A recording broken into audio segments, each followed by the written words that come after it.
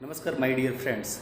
जैसा कि मैंने लास्ट वीडियो में आप लोगों से चर्चा किया था कि एडीआईएस में सबसे टफ जो पेपर होता है वो 23114 जो कि उसका कोड है safety health environmental and legislation, जो कि सबसे टफ पेपर होता है। मैक्सिमम बच्चों का उसमें बैक लग जाता है क्योंकि उसमें फैक्ट्री एक्ट से रिलेटेड बहुत ढेर सारे क्वेश्चन पूछे जाते हैं।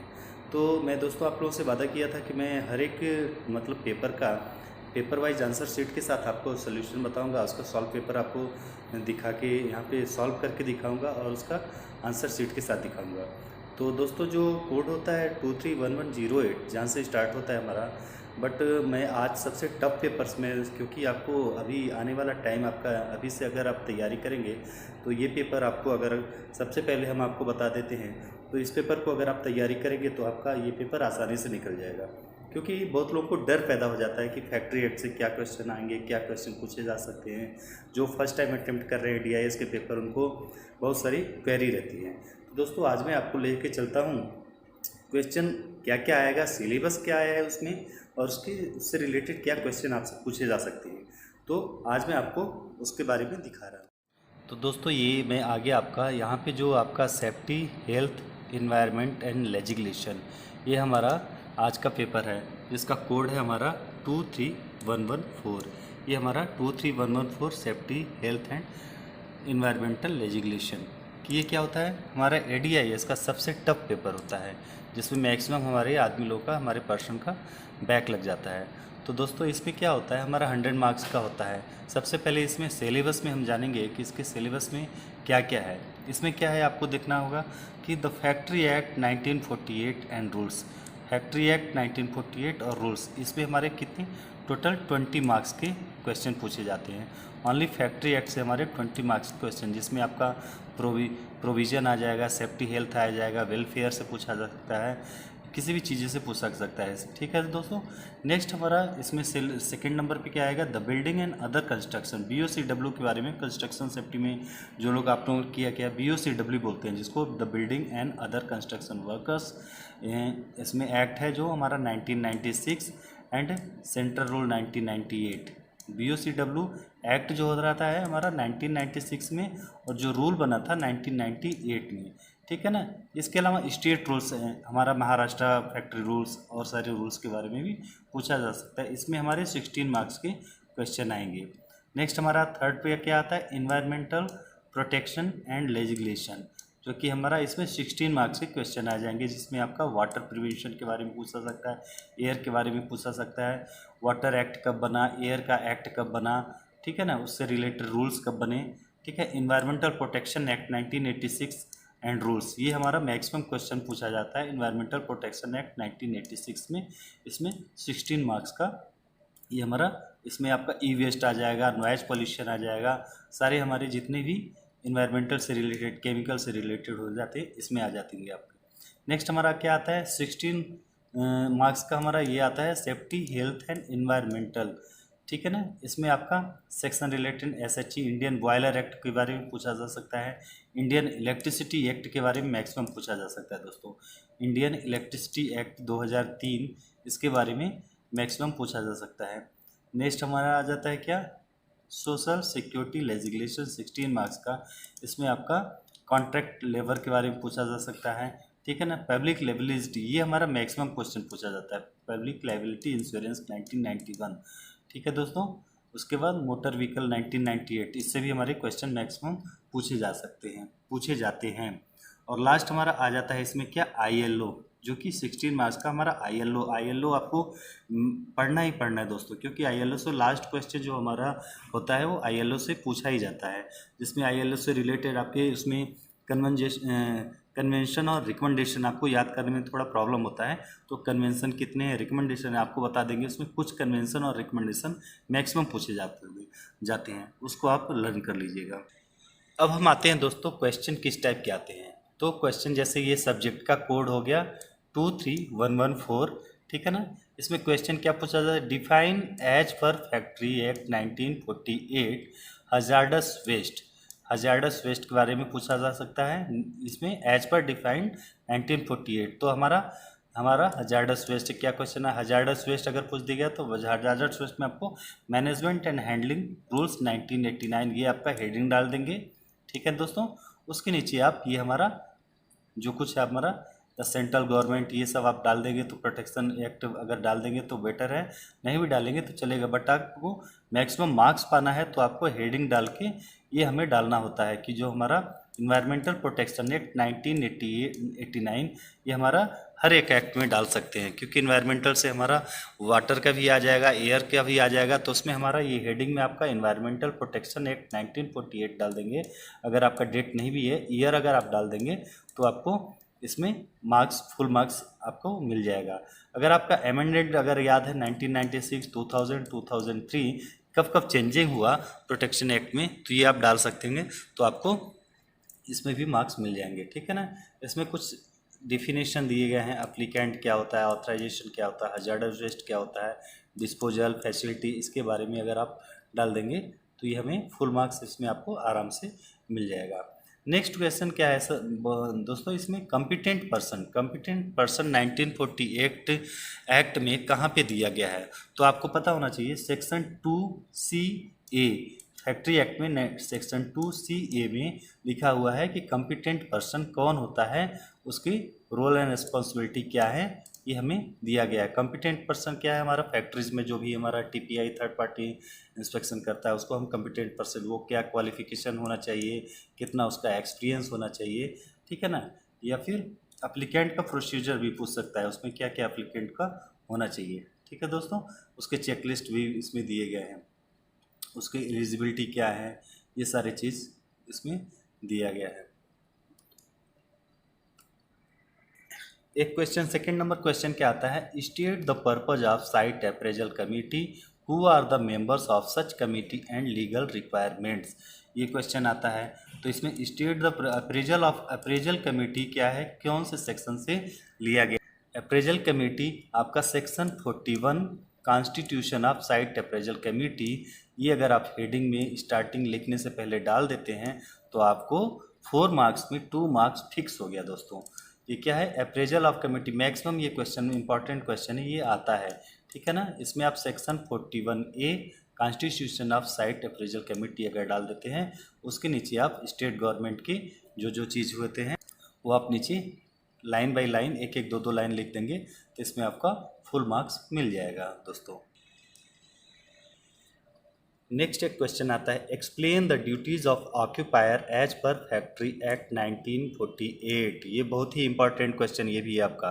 ऑक्यूपायर का फैक्ट्री एक्ट में कौन से सेक्शन में मेंशन किया है, तो सेक्शन 7A, सेक्शन 7A में general duty of the occupier इसमें लिखा गया है। आप हेडिंग से पहले यहाँ लिख देंगे सेक्शन 7A एज पर factory act general duty of occupier, उसमें आप every occupier shall ensure so far as recommendable participable the health safety and welfare of all workers will they are work in the factories, ये हमारा occupier का general duty है।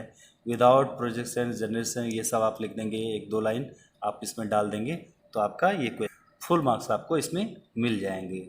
Occupier का और sir क्या दोस्तों होता है, उसमें क्या है, ऑक्यूपायर का सारा रोल एंड रिस्पॉन्सिबिलिटी जो चीज़ दिया गया है, रिटेन स्टेटमेंट उसका होता है, रिव्यूज सब चीज़ का करता है, वो सारी चीज़ें इसमें मेंशन है, वो आप लिख दें।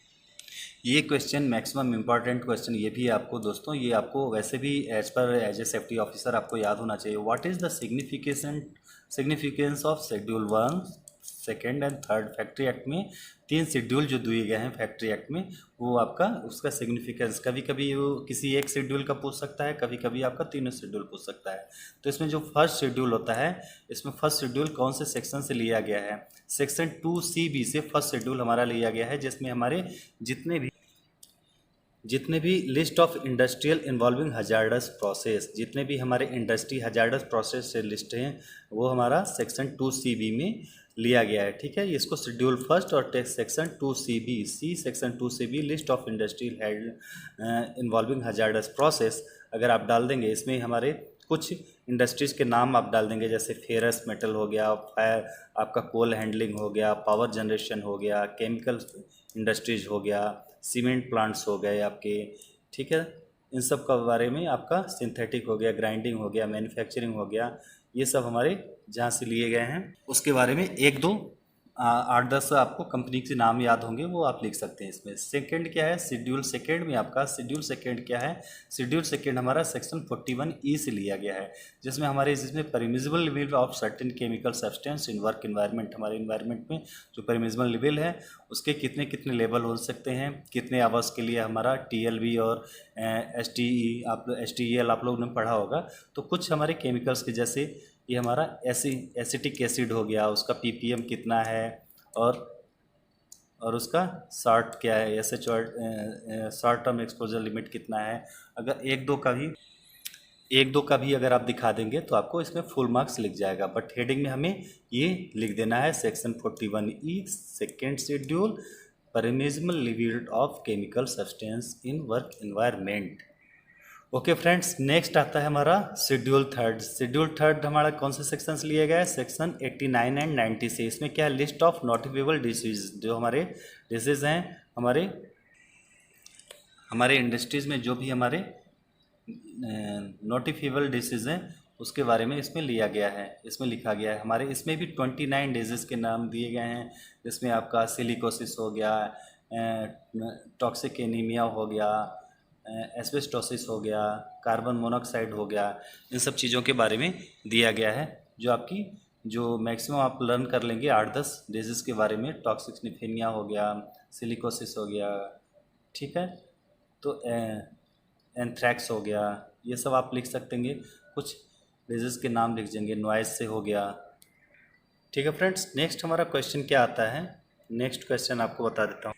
नेक्स्ट क्वेश्चन है, what are the legal previous of work permit design safety permit for confined space. ये भी क्वेश्चन दोस्तों बहुत बार पूछा गया है कि कन्फाइंड स्पेस में क्या क्या लीगल प्रोविजंस क्या क्या है हमारा परमिट के लिए, कन्फाइंड स्पेस के परमिट के लिए क्या क्या लीगल प्रोविजंस हैं, या what is the permit to work procedure, ये भी आपको पूछा जा सकता है। इन दोनों क्वेश्चन में कोई भी एक क्वेश्चन मैक्सिमम पूछा जा सकता है। तो परमिट के प्रोसीजर के बारे में आप बता सकते हैं कि परमिट का क्या क्या प्रोसीजर है, परमिट में रिटन प्रोसीजर है, परमिट का एक फॉर्म होता है जो कि लीगल डॉक्यूमेंट है, ये इसमें क्या क्या होता है इसमें कन्फाइंड स्पेस में अगर है तो उसका regulation 2000 confined space regulation 2000 cover work in related confined space, ये सब आप डाल देंगे, ठीक है ना। परमिट का प्रोसीजर में क्या क्या है, रिसीवर कौन होता है, ऑथराइजेशन कौन सा होता है, परमिट के वैलिडिटी, परमिट के टाइप्स, ये सब आप डाल देंगे तो ये क्वेश्चन में आपको फुल मार्क्स मिल जाएगा। नेक्स्ट क्वेश्चन आपका क्या आता है, describe the duties and responsibility qualification of safety officer as per MFR 1982। MFR Maharashtra factory rule. Okay दोस्त, इसको फैक्ट्री एक्ट नहीं आप सोचिएगा, महाराष्ट्र फैक्ट्री रूल 1982 से लिया गया है। इसमें भी हमारा जैसे 1948 में दिया गया है सेक्शन में 40B में, वैसे यहाँ भी आपको सेफ्टी ऑफिसर्स के क्या क्या रोल एंड रिस्पॉन्सिबिलिटी हैं वो यहाँ पे दिया गया है। उसका क्या आपका डिग्री होना चाहिए, ग्रेजुएशन होना चाहिए, टेक्निकल होना चाहिए, कितने एक्सपीरियंस होना चाहिए, ठीक है ना। Appointment and qualification of safety officer, duty of safety officer, ये आप हेडिंग देखिए लाइन बाय लाइन। अगर 8-10 लाइन का आप उसमें टॉपिक लिख देते हैं तो आपको इसमें आपको मार्क्स मिल जाएगा। ओके दोस्त, नेक्स्ट क्वेश्चन आता है, what are the provision of machine guarding under factory act 1948 and MFR 1963। Okay दोस्त, इसमें कन्फ्यूजन होने की बात नहीं है। 1948 इसमें हमारा मशीन गार्डिंग कौन से सेक्शन में दिया गया है, सेक्शन 21 में, ओके। और फैक्ट्री एक्ट 1948 में, उसके बाद महाराष्ट्र फैक्ट्री रूल 1963 हमारा ऊपर factory rule MFR factory rule भी है और फैक्ट्री एक्ट भी है, इसलिए MFR में कन्फ्यूजन नहीं होना चाहिए। महाराष्ट्र फैक्ट्री रूल 1963 यहाँ पे दिया गया है, ठीक है ना।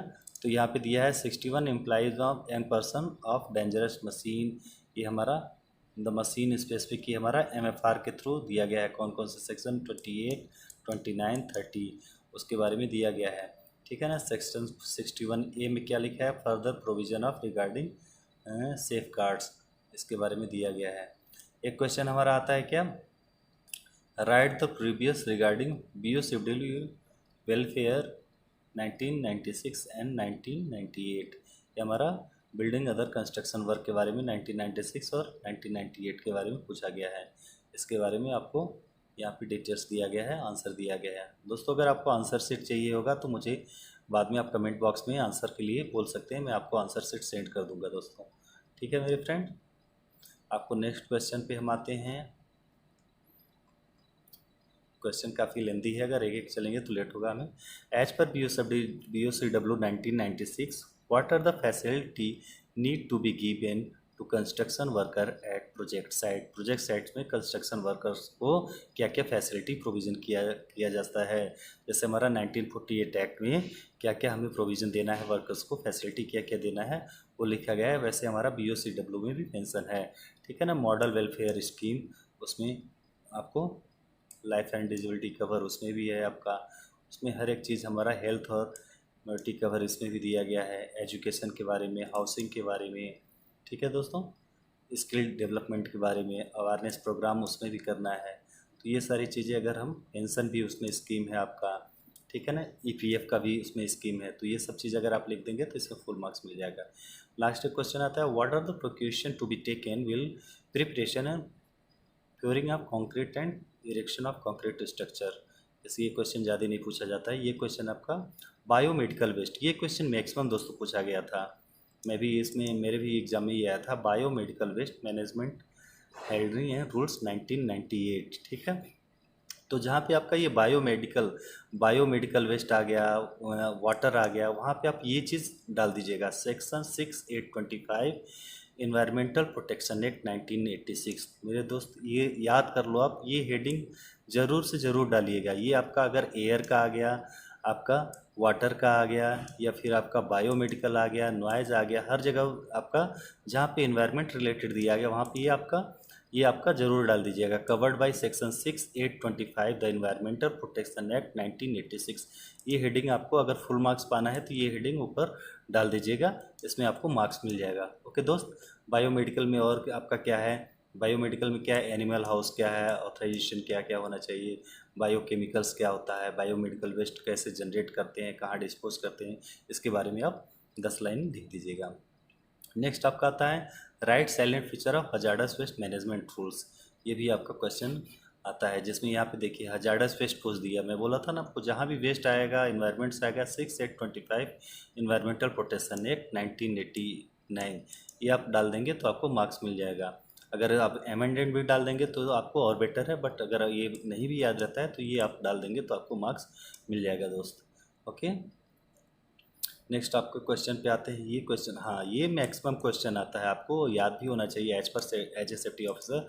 On site emergency plan, off site बहुत कम पूछा जाता है दोस्तों, on site emergency plan maximum पूछा जा सकता है। ऑन साइट इमरजेंसी प्लान आपको याद कर लेना होगा कौन से सेक्शन से लिया गया है।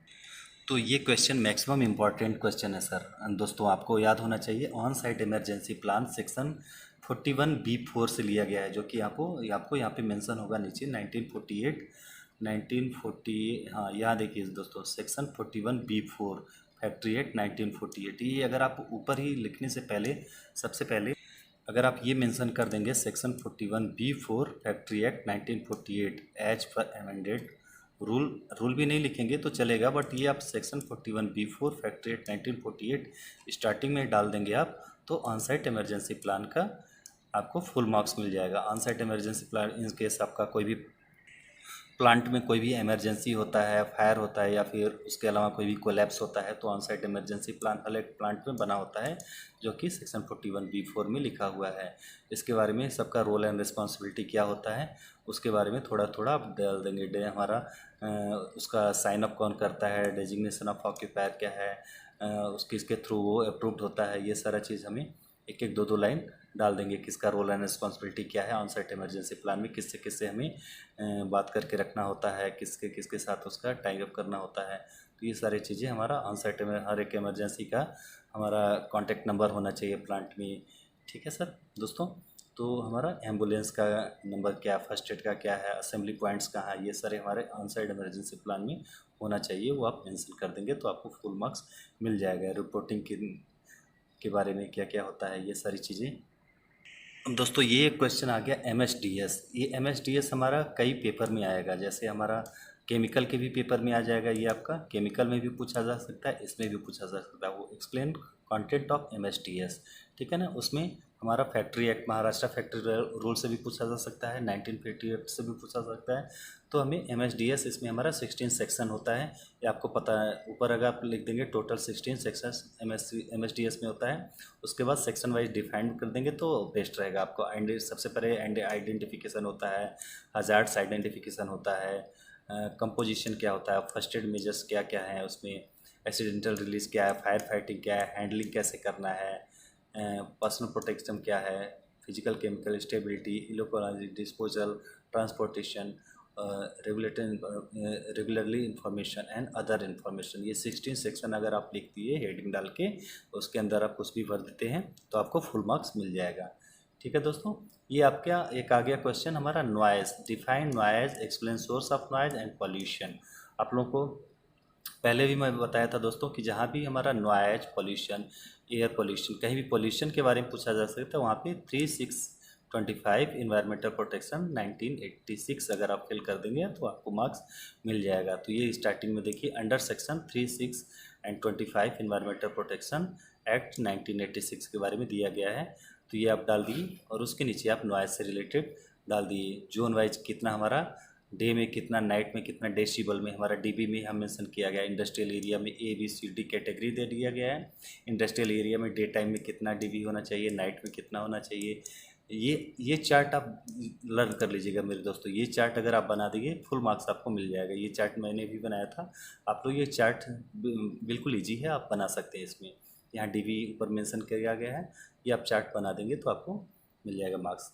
आपका ये क्वेश्चन आता है, ये देखिए, explain the role of district crisis group as per the chemical accident rule 1996। ये क्वेश्चन ज़्यादा नहीं आता है, बट ये क्वेश्चन भी आप देख लेंगे तो बढ़िया रहेगा। इस क्वेश्चन से ज़्यादा नहीं पूछा जाता है, मैं जो पेपर आपको दे दूँगा। हाँ, ये क्वेश्चन आपको मैक्सिमम पूछा जाता है। बॉयलर के बारे में, व्हाट इज़ बॉयलर। बॉयलर के बारे में आप दोस्तों पढ़ लीजिएगा। बॉयलर के बारे में क्या होता है, टाइप कितने हैं बॉयलर के, पर्पज़ क्या है बॉयलर का। अगर आप फिगर ये बना देंगे तो आप फिगर बना देंगे और बेस्ट हो जाएगा। फिगर कोशिश करिएगा जहाँ पे ड्राइंग बनाने का हो, ड्राइंग बनाते रहिएगा। उसमें अगर आपका 4 मार्क्स है तो ड्राइंग अगर बना दी 2 मार्क्स फिक्स रहता है, तो ये ड्राइंग बना देंगे। बॉयलर क्वेश्चन मैक्सिमम पूछा जाता है, तो बॉयलर के क्या क्या पार्ट्स हैं वो सब चीज़ों के बारे में आप लिख देंगे। बॉयलर में क्या क्या पार्ट्स होता है, प्रेशर गेज होता है, सेफ्टी वाल्व होता है, स्टॉप वाल्व होता है। तो ये सारी चीज़ें आप डाल देंगे तो आपको फुल मार्क्स मिल जाएगा मेरे दोस्तों। उसके बाद एक क्वेश्चन आ गया आपका, discuss the design marking related provision under SMPV। हाँ, ये क्वेश्चन आपको मैक्सिमम ये भी क्वेश्चन आता है दोस्तों। Static and mobile pressure vessel rules 1981। ये भी क्वेश्चन आपको मैक्सिमम पूछा जा सकता है, पूछा जाता है। तो ये क्वेश्चन आप लोगों को पढ़ना होगा, क्योंकि क्वेश्चन घुमा के भी पूछ सकता है, दूसरी भी तरफ पूछता है, लेकिन ये क्वेश्चन मैक्सिमम पूछा जाता है। ठीक है मेरे फ्रेंड्स, ये भी क्वेश्चन मैक्सिमम पूछा जाता है दोस्तों। ये क्वेश्चन मैक्सिमम पूछा जाता है। Salient features of employees compensation 1923 act में क्या क्या है, उसके कंपनसेशन क्या है, उसमें वर्कमैन का, वेजेस का, उसके बारे में लेबिलिटी क्या है, ये सब चीज़ें के बारे में पूछा जाता है। क्वेश्चन को घुमा के भी पूछता है इसको दूसरी तरफ, इसमें पेनल्टी क्या है, कौन से सेक्शन में दिया गया है। ये चीज़ अगर आप पढ़ लेंगे तो आपको एक क्वेश्चन ये आता है, what provisions are made regarding transporting hazard. हाँ, ये क्वेश्चन मैक्सिमम दोस्तों पूछा जाता है। ये मेरे टाइम में भी आया था। इसमें central motor vehicle rules, CMVR rule के बारे में, CMVR का भी पूछ सकता है, central motor vehicle rules 1989। Okay दोस्तों, ये आप पढ़ लीजिएगा। ट्रांसपोर्टिंग में हमें क्या क्या देखना होता है, ट्रांसपोर्टिंग के टाइम में डेंजरस हजार्डस में क्या क्या हमें इमरजेंसी क्या क्या प्रिकॉशन लेना होता है, उसके बारे में हमारा क्लास लेवल, सेफ्टी इक्विपमेंट, ये सब चीज़ों के बारे में। स्पार्क अरेस्टर होना चाहिए, मैनर डिस्प्ले होना चाहिए, कंजेस्टर का ड्यूटी क्या होता है, ये सब चीज़ों के बारे में उसमें अगर आप ये ड्राइंग बना देंगे। हाँ, ये क्वेश्चन मैक्सिमम आता है। Emergency panel, emergency information panel, EIP, कभी कभी इसको शॉर्ट में पूछ देता है, EIP के बारे में बताइए। तो EIP क्या है, इमरजेंसी इंफॉर्मेशन पैनल। हमारा भी जो भी हजार्डस वेस्ट अनलोडिंग करता है जैसे डीजल, पेट्रोल, तो उसके में ये हमें मेंशन होना चाहिए। इमरजेंसी इंफॉर्मेशन पैनल में हमारा उसमें क्या है, हैशकैम कोड होता है, इमरजेंसी कॉन्टैक्ट नंबर होता है, उसके बारे में मेंशन किया होता है। ये ड्राइंग बना देंगे आप, अगर आप मेंशन करेंगे उसमें क्या होता है, एक साइड में, फ्रंट में और बैक में ये मेंशन होना चाहिए emergency information panel as per rule. उसमें ये सब सैम्पल भी बना होता है, आपको देखे होंगे आप लोग। उसमें पॉइजनिंग है या फिर उसमें क्या है, हजार्डस है या फिर करोसिव है, उसके बारे में मेंशन किया जाता है। ये क्वेश्चन बहुत ही इंपॉर्टेंट दोस्तों, ये क्वेश्चन मैक्सिमम आता है। Public liability insurance act and rules, public liability insurance act 1991, ये क्वेश्चन मैक्सिमम इंपॉर्टेंट, आप लोग याद कर लीजिए, ये क्वेश्चन आएगा ही आएगा। Public liability insurance act and rules आपका 1991 याद करके रखिएगा। ये हमारा statement of objective reason defining, ये आप अगर हेडिंग डाल देंगे इसके अंदर भी कुछ भी आप थोड़ा रिलेटेड लिख देंगे, उसमें पब्लिक लायबिलिटी में क्या क्या है, एक्सीडेंट क्या होता है, हैंडलिंग हजार्डस सब्सटेंस क्या है, हजार्डस सब्सटेंस क्या है, लायबिलिटी का ऑनर कौन होता है, ठीक है ना। उसके बाद ये सारी चीज़ों आप मेंशन कर देंगे तो आपको फुल मार्क्स मिल जाएगा दोस्तों। पब्लिक लायबिलिटी इंश्योरेंस 1992 उसके में क्या क्या है अंदर दिया गया है, उसके बारे में आप पढ़ लीजिएगा। और लास्ट आता है हमारा, ये हमारा how are the convention and recommendation of formulated by ILO international labour organisation के बारे में आपको इसमें पूछा जाता है। इसमें कन्वेंशन एंड रिकमेंडेशन दिया गया, बट इसमें कन्वेंशन रिकमेंडेशन से क्वेश्चन आता है, मैक्सिमम पूछा जा सकता है ILO क्या होता है, ये भी क्वेश्चन इंपॉर्टेंट है दोस्तों, आएगा ही आएगा ILO से क्वेश्चन। ILO क्या होता है, ILO के बारे में, इंटरनेशनल ऑर्गेनाइजेशन, इसके बारे में, इससे रिलेटेड आपको ILO का डेफिनेशन लिख दीजिएगा। उसके बाद आपको रिकमेंडेशन और आपका ये जो पूछा कन्वेंशन एंड रिकमेंडेशन से आपको आगे दिया रहेगा कौन सा रिकमेंडेशन और कन्वेंशन इसमें पूछा जाता है। ये जैसे ILO कन्वेंशन 167 1988, तो कौन से कन्वेंशन से पूछेगा ये हम नहीं बता सकते। ILO कन्वेंशन 167, बस मैक्सिमम आप लोग कन्फाइंड स्पेस, एक्सकेवेशन, ये सब चीज़ मैक्सिमम कन्फाइंड और एक्सकेवेशन से मैक्सिमम रिलेटेड क्वेश्चन आते हैं आपको। कन्फाइंड और एक्सकेवेशन से पूछ लीजिएगा, पढ़ लीजिएगा। ILO के कुछ कन्वेंशन और रिकमेंडेशन आप लोग याद कर लीजिएगा, वो आपको नेक्स्ट वीडियो में आपको मैं शेयर कर दूँगा।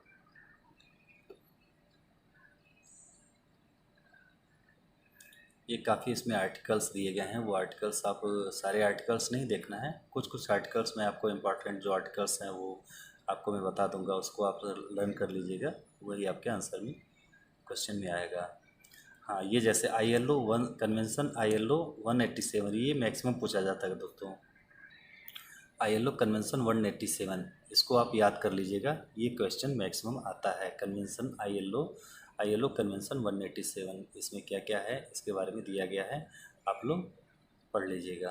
ओके, इसके बारे में अंदर इतना कुछ लिखने का ज़रूरत नहीं है, इतना आपको याद नहीं रहेगा, बट कुछ मोटा मोटी आप इसमें आंसर देख लीजिएगा। हाँ, एक ये भी इम्पॉर्टेंट है दोस्तों, ये भी देख लीजिएगा, ILO C155, ये भी आपका मैक्सिमम पूछा जा सकता है, ILO C155, ठीक है दोस्तों, इसके बारे में भी आप पढ़ लीजिएगा। C1155 में इसमें सारे आर्टिकल्स लिखने का कोई ज़रूरत नहीं है, बट कन्वेंशन 155 के बारे में आप पढ़ लीजिएगा। ये भी क्वेश्चन मैक्सिमम आता है दोस्तों। Explain how trade policy affect OSH in our country. OSH में हमारा ट्रेड पॉलिसी का क्या वो है, वो एक्सप्लेन करना है, ठीक है दोस्तों। तो उसके बारे में आप थोड़ा ट्रेड पॉलिसी के बारे में पढ़ लीजिएगा। ये मैं आपको नोट्स दे दूंगा, जिस किसी को भी चाहिएगा नीचे ड्रॉप बॉक्स में अपना मेल ID आप या व्हाट्सएप नंबर सेंड कर दीजिएगा, मैं आपको ये नोट्स दे दूंगा। वेरी इंपॉर्टेंट नोट्स है, मैक्सिमम आपका पास होने का 100% गारंटी। अगर ये पेपर पूरा पढ़ लिए तो आपको 100% क्वेश्चन के साथ आंसर इसमें दिया गया है, पास होने का कोई भी आपको रोक नहीं सकता है, ये मेरी गारंटी है। इसके अलावा भी मेरे पास क्वेश्चन पड़े हैं, आपको अगर चाहिए तो क्वेश्चन मैं आपको शेयर कर दूंगा आपके तक। किसी भी फ्रेंड्स को मेरे क्वेश्चन चाहिए तो लास्ट कुछ ईयर्स के क्वेश्चन मेरे पास पड़े हैं, वो मैं आपको दे दूंगा। बट आपको मैक्सिमम क्वेश्चन इसमें जो आंसर आपको सीट में दिखा रहा हूँ, इसमें मैक्सिमम क्वेश्चन आपको मिल जाएगा, आप कभी भी इसमें दे सकते हैं। इसमें हर एक चीज़ का नोट्स में बना के आपको कुछ असाइनमेंट क्वेश्चन यहाँ पे देखिए, list out the health provision under factory act rules, इसके बारे में दिया गया है। Okay, section 11, section 12, section 13, 14, 15, 19, section 20। उसके बाद क्या है, identify duties and occupier under factory act rule. ये मैक्सिमम क्वेश्चन ये भी आता है, ऑक्यूपायर का ड्यूटीज़ एंड रोल्स रिस्पॉन्सिबिलिटी क्या होता है। एक क्वेश्चन आता है जनरल ड्यूटीज़ ऑफ ऑक्यूपायर, ये सेक्शन 7A जो आपको बताया, सेक्शन 7A से लिया गया है general duty of the occupier. इसके बाद अलावा आता है आपका BOCWC, building other construction work, list out the key statutory provision में क्या क्या है उसका, उसके बारे में दिया गया है। एक क्वेश्चन भी आता है। एक क्वेश्चन आ गया एनवायरमेंटल प्रोटेक्शन एक्ट। आपको बार बार मैं ये बता रहा हूँ कि central government 625 environmental protection act 1986 और 1989 वाला, ये आप याद कर लीजिएगा। फिर एक क्वेश्चन आपका केस लॉ। केस लॉ आता है बट बहुत कम आता है दोस्तों, केस लॉ पढ़ने का ज़्यादा ज़रूरत नहीं है। आप इंपॉर्टेंट क्वेश्चन पे ज़्यादा ध्यान दीजिए। आपको क्वेश्चन में आपको ऑप्शन मिलेगा, 5 क्वेश्चन 4 क्वेश्चन, उसमें ऑप्शन मिलेगा आपको। Case law, dog safety act, dog safety के dogs worker safety health environment 1986, dogs के बारे में आता है क्वेश्चन, ये आप पढ़ लीजिएगा। डॉग्स का इंपॉर्टेंट क्वेश्चन है। जो मैं इंपॉर्टेंट बोलता हूँ वो तो आना ही आना है दोस्तों। डॉग वर्क के बारे में आपको मैक्सिमम क्वेश्चन आता है, इसको घुमा के पूछता है। तो ये केस लॉ ज़्यादा नहीं आता है, केस लॉ के बारे में ज़्यादा पढ़ने का कोशिश ना करिएगा। आप वही पढ़िए जो आता है, मैक्सिमम इम्पॉर्टेंट क्वेश्चन आपको मैं बताया हूँ। आगे चलते हैं। ये हमारा लास्ट आ गया, list out the provision under factory rule hazardous process. Hazardous process के बारे में आपको बताया ही था, प्रोविज़न क्या है hazardous process, provision related hazardous process, session 41। Okay दोस्तों, ये भी क्वेश्चन आता है आपका। सेफ्टी ऑफिसर, ये क्वेश्चन मैक्सिमम पूछा जाता है और पूछा गया था। सेफ्टी ऑफिसर्स के रोल एंड रिस्पॉन्सिबिलिटी क्या है, ये आपका महाराष्ट्र फैक्ट्री एक्ट से भी पूछ सकता है और 1948 एक्ट से भी पूछ सकता है, फैक्ट्री एक्ट से भी पूछ सकता है। तो किसी से भी पूछ सकता है, दोनों का मैक्सिमम कॉमन ही रहता है। एक बार रोल एंड रिस्पॉन्सिबिलिटी दोनों का पढ़ लीजिएगा, दोनों का सेक्शन लर्न कर लीजिएगा और लाइन बाई लाइन 10-15 लाइन का आप लिख देंगे तो इसमें आपको फुल मार्क्स मिल जाएगा। सेफ्टी ऑफिसर्स के क्या क्या रोल वो आप लोग को पता होगा एज ए सेफ्टी ऑफिसर अगर आप काम कर रहे हैं। और ये चार्ट अगर आप बना देंगे, क्योंकि इसमें क्वेश्चन घुमा के पूछता है, तो ये चार्ट अगर आप बना देंगे सेफ्टी का क्या क्या कैसे है, तो function of the safety staff ये भी पूछता है क्वेश्चन में घुमा के, तो इसमें कन्फ्यूजन होने की कोई वो नहीं है। एनवायरमेंटल मॉनिटरिंग MPCB कंटेंट सर्वे, ये क्वेश्चन ज़्यादा नहीं आता है, ये भी नहीं आता है।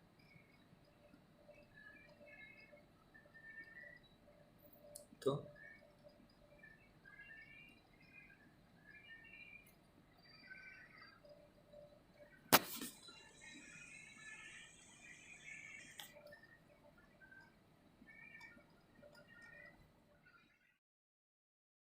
दोस्तों, जैसा कि मैंने आपको क्वेश्चन पूरा सॉल्व आंसर शीट्स के साथ दिखाया, अगर आपको कोई भी डाउट होता है, क्वेश्चन रिपीट करना है या फिर इस क्वेश्चन को फिर से आपको बताना है, अलग से क्वेश्चन पेपर आपको दिखाना है, तो भी मैं आपको दिखा दूंगा।